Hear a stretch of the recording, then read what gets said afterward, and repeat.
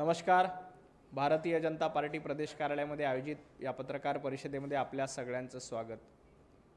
Cockroach जनता party स्थापन झाल्यानंतर संजय राऊत त्यावर भाष्य करतायत.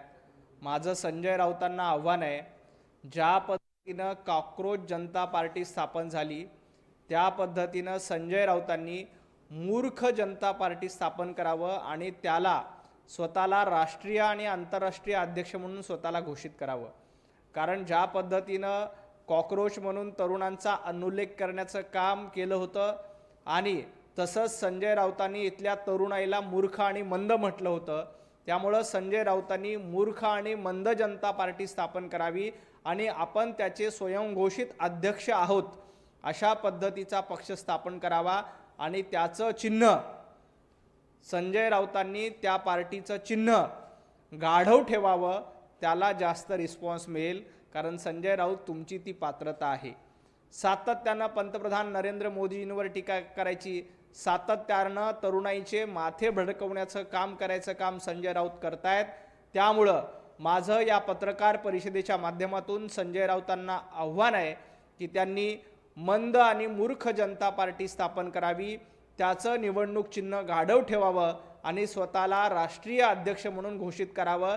त्याला जास्त फॉलोअर्स मिळतील आणि जास्त फॉलोअर्सच्या माध्यमातून संजय राऊत येणाऱ्या काळामध्ये भविष्यामध्ये त्या पार्टीचे सर्वेसर्वा होतील. त्यासाठी मनापासून शुभेच्छा.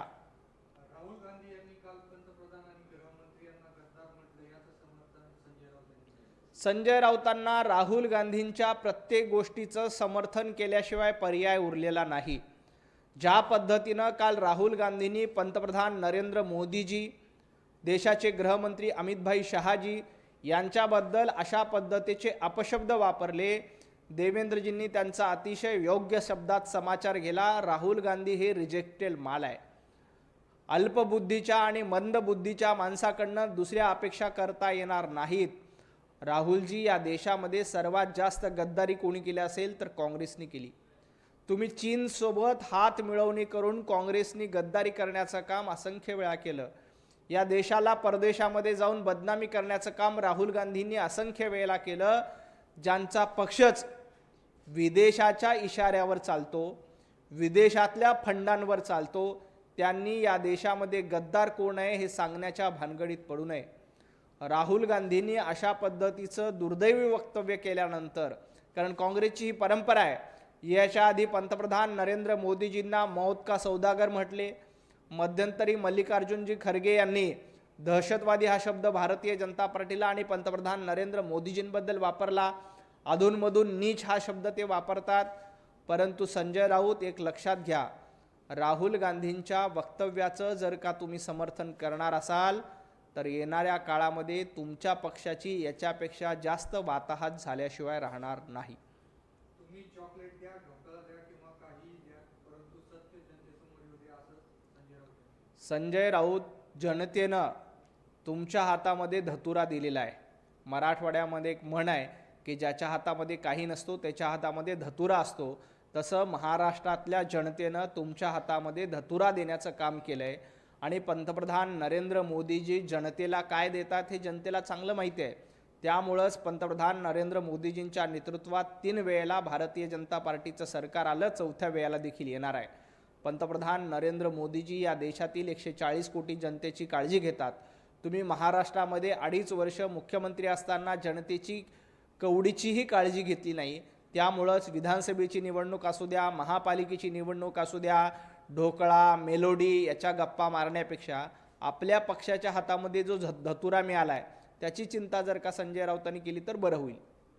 मोदीजींचे रिपोर्ट कार्ड कोण तपासणार, हा प्रश्न संजय राऊत. पंतप्रधान नरेंद्र मोदीजी, अमित शहा यांचे रिपोर्ट कार्ड हे जनता तपासत असते. त्यामुळेच या रिपोर्ट कार्डमुळेच जनतेनं पंतप्रधान नरेंद्र मोदीजींना निवडून दिलं. संजय राऊत, तुमचं रिपोर्ट कार्ड कोण तपासणार आहे? सातत्यानं पाठच्या दारांनी राज्यसभेवर जायचं. तुमचं रिपोर्ट कार्ड जर का जनतेला दाखवलं तर तुम्हाला जनता कधीही निवडून देत नाही. हे तुमचं रिपोर्ट कार्ड. तुम्हाला मुंबई महापालिकेमध्ये एखाद्या वॉर्डामध्ये देखील निवडून येता येणार नाही. हे तुमचं रिपोर्ट कार्ड. आणि तुम्ही पंतप्रधान नरेंद्र मोदीजी आणि अमित शहा यांना रिपोर्ट कार्ड मागतायत. तुमचं रिपोर्ट कार्ड हे अपयशाचं रिपोर्ट कार्ड आहे. तुमचं रिपोर्ट कार्ड हे घोटाळ्याचं रिपोर्ट कार्ड आहे. संजय राऊतांचं रिपोर्ट कार्ड हे महिलांना धमक्या देण्याचं रिपोर्ट कार्ड आहे. उबाटा गटाचं रिपोर्ट कार्ड हे सर्वसामान्य नागरिकांनी कार्टून फॉरवर्ड केलं म्हणून त्यांना तुरुंगात डांबण्याचं रिपोर्ट कार्ड आहे. वाझे काय लादेन आहे का म्हणण्याचं तुमचं रिपोर्ट कार्ड आहे. जनतेनं पंतप्रधान नरेंद्र मोदीजीचं रिपोर्ट कार्ड नीटपणे तपासलंय आणि त्यांना डिस्टिंक्शनमध्ये उत्तीर्ण केले म्हणून 3 वेळेला ते पंतप्रधान झाले. उद्धवजींचं रिपोर्ट कार्ड काय? उद्धवजींच्या विधान परिषदेच्या उपस्थितीचं रिपोर्ट कार्ड बघितलं तर 31% उपस्थिती उद्धवजींची विधान परिषदेमध्ये आहे. 35% पास व्हायला लागतात. उद्धवजी 31%वर येऊन अडकलेत. हे तुमचं रिपोर्ट कार्ड. आणि संजय राऊत, तुमच्या खासदारकीच्या फंडाचं रिपोर्ट कार्ड बघितलं तर तुमच्या खासदारकीच्या फंडातून आजपर्यंत देश हिताचं, जनतेच्या हिताचं एक तरी काम केलेलं तुम्ही दाखवा. एक शाळा संजय राऊतांनी आपल्या खासदारकीच्या निधीतून बांधली का सांगा. एक रस्ता संजय राऊतांनी आपल्या 25 वर्षाच्या खासदारकीच्या निधीतून बांधला का हे सांगावं. आधी आपलं रिपोर्ट कार्ड तपासा आणि मग मोदीजी आणि अमित भाईंना प्रश्न विचारा. जय श्रीरामच्या भ्रमातून बाहेर पडलं पाहिजे असं संजय राऊत. संजय राऊत जय श्रीराम हा भ्रम नाही तर सत्य आहे.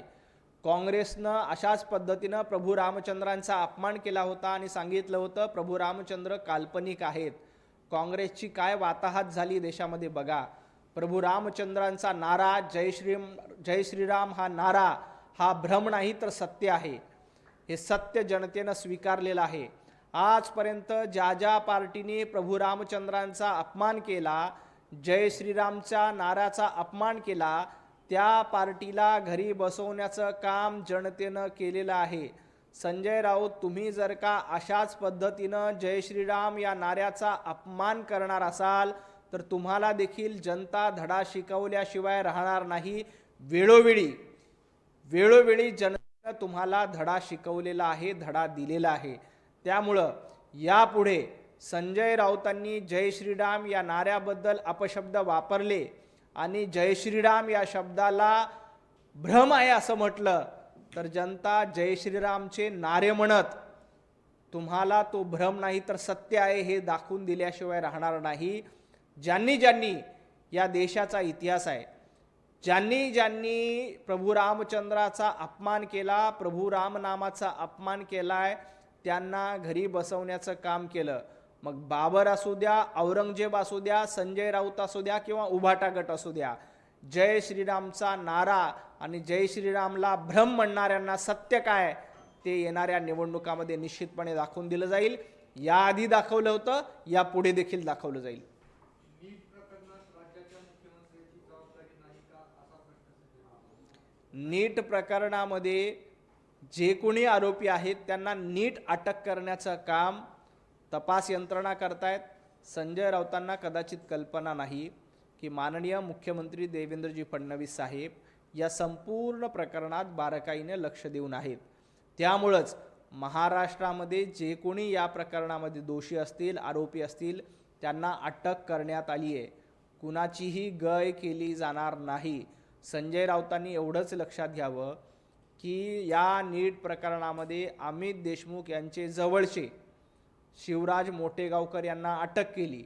संजय राऊत यांच्यामध्ये हिंमत नाही झाली अमित देशमुखांना जाऊन प्रश्न विचारायची की मोटेगावकरांच्या अंती तुमचे संबंध काय. संजय राऊत, तुमच्यामध्ये ती दम नाही, तुमच्यामध्ये ती धमक नाही, तुमच्यामध्ये ती हिंमत नाही आहे. परंतु कुणाचेही राजकीय लागेबांधे असले तरी ज्यांनी या देशातल्या विद्यार्थ्यांचं नुकसान केलं, ज्यांनी तरुणाईचं नुकसान केलं, अशा गुन्हेगारांना सोडलं जाणार नाही. मुख्यमंत्री सक्षम आहेत आणि सक्षमपणे त्या नीटमधल्या दोषींना शिक्षा करण्याचं काम केलं जाईल.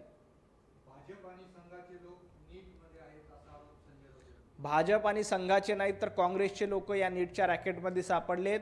स्वतः शिवराज मोटेगावकर यांनी जाहीर व्यासपीठावर सांगितलं की आम्ही काँग्रेसचं कुंकू लावलेलं आहे, देशमुखांचं कुंकू लावलेलं आहे. संजय राऊत, जरा कान चेक करून नीट कान उघडे ठेवून ऐका की मोटेगावकर काय म्हणतो. आणि अशा मोटेगावकरला बेड्या ठोकण्याचं काम CBIने केलं, केंद्रीय यंत्रणांनी केलं आणि याचे काही धागेदोरे संजय राऊतांपर्यंत असतील तर त्याचा देखील तपास केला जाईल. काल गरीबनगरमध्ये 40 वर्षात पहिल्यांदा कारवाई झालेली आहे. या कारवाईला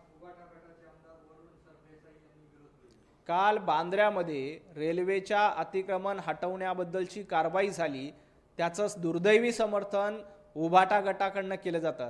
कारण उभाटा गटाला अशा पद्धतीची बांगलादेश धार्जिणी, पाकिस्तानी धार्जिणी वोट बँक प्रिय आहे, म्हणून अशा पद्धतीचे अतिक्रमण हटवल्यानंतर लगेच वरुण सरदेसाई तिथे पोहोचले आणि रुदाली गायला सुरुवात केली.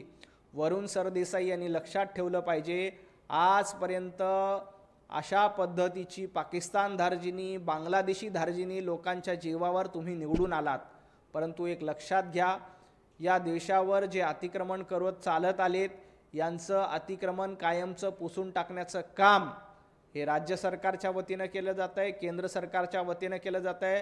त्यामुळे वरुण सरदेसाई यांनी वोट बँकसाठी आणि आपल्या लाडक्या दाढ्या कुरवळण्यासाठी अशा पद्धतीनं बांगलादेश धार्जिणे आणि पाकिस्तान धार्जिणे लोकांचं समर्थन करत असाल तर येणाऱ्या काळात जनता हे विसरणार नाही.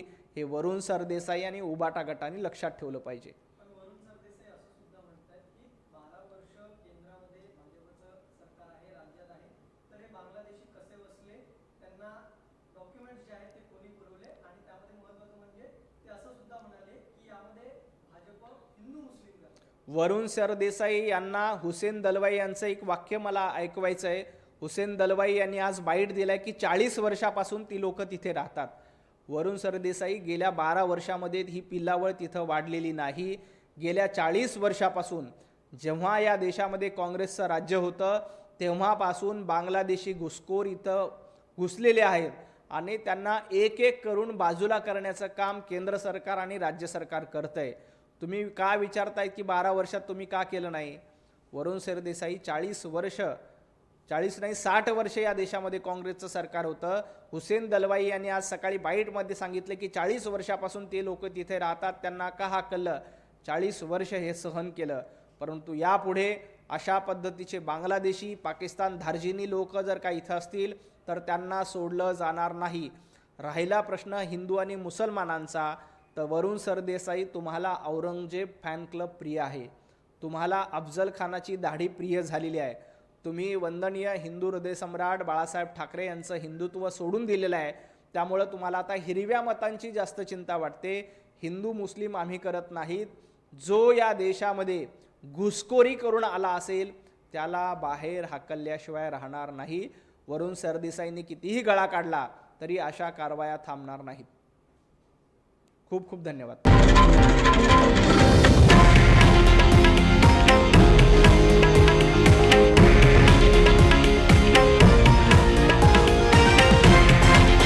हे आहे देशातील नंबर 1 न्यूज नेटवर्क आणि आपण पाहत आहात TV9 मराठी, एकमेव.